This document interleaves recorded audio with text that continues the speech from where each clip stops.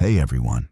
If these stories about quiet exits and real self-respect hit home for you, hit that subscribe button and turn on notifications so you never miss one. Let's jump in. She dropped it like it was just another joke. That was the moment everything changed. The bar went still the way rooms do when something harsh slips out, wrapped in a laugh. Glasses froze midair. Someone chuckled awkwardly. Someone else stared at the table. I felt the words hit clean and deep, right under my ribs. I didn't flinch. I smiled. I finished my drink and walked out. The place smelled like fresh lemon cleaner and aged bourbon.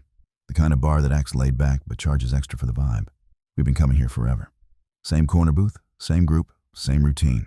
She sat next to me, legs crossed toward the table, body tilted just enough to keep distance. Her friend leaned in, buzzed and bold. "So," she drawled, stretching the word, "when are you finally going to pop the question?" It was supposed to be playful, supposed to be cute. She didn't even look at me. She rolled her eyes, laughed, took a sip, then landed it. God, I hope never.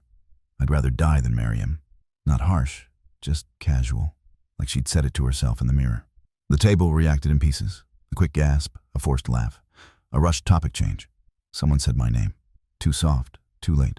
She finally glanced over, smiling, expecting me to roll with it. I held her eyes. I smiled back. The quiet stretched. Awkward? Perfect. I drained my glass, set it down carefully on the coaster, and stood. My jacket slipped on without rush. No slammed doors, no words, no drama. Just gone. Behind me, the chatter picked up, louder than before. Relief, dressed up as noise. I didn't look back. The night air felt crisp and real.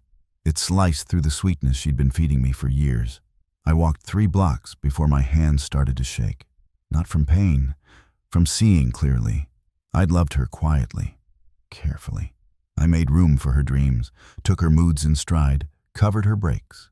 I was the steady ground she stood on while she called me boring, a stand-in she never thought would walk away.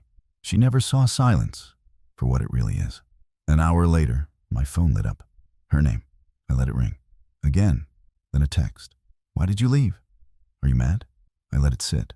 When I finally answered, her voice came through thin and shaky. No audience to perform for. "Why did you leave?" she asked again. I leaned against my kitchen counter, lights off. City buzzing outside. I could picture her pacing, makeup running, confidence draining fast. "Just saving you from a fate worse than death," I said. Then I hung up. That was the end of us. She just hadn't caught up yet. I didn't shout. I didn't accuse. I didn't beg for apologies she'd twist later. I did what I do best. I watched. I stepped back. I prepared. She thought my quiet was sulking. She thought time would bring me back into line. She sent messages that flipped between guilt and charm. I replied politely. Short, never emotional. While she talked, I took stock. The apartment was in my name.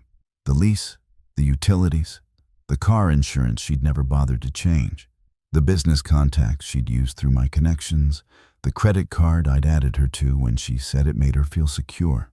Love makes you generous. Disrespect makes you careful. I didn't take anything from her. I just stopped giving. First, I cut her off the shared account.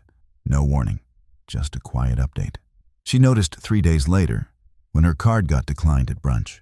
She laughed it off, texted me a joke about banks messing up. I didn't answer. Next, I told the landlord I'd end the lease early, using the clause I'd added years ago. I paid my half in full. I sent her the notice with one line. "You'll need to make other plans." The calls started then. Sharp, confused, panicked. I let them go to voicemail. Then the car. The insurance lapsed. She found out on the side of the road. Hazards flashing, confidence fading with every passing car. She left a voicemail that night. No jokes, no laughs. "Please," she said. "I don't understand what's happening." I listened once, then I deleted it.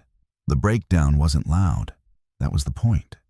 It was clean, procedural, death by details.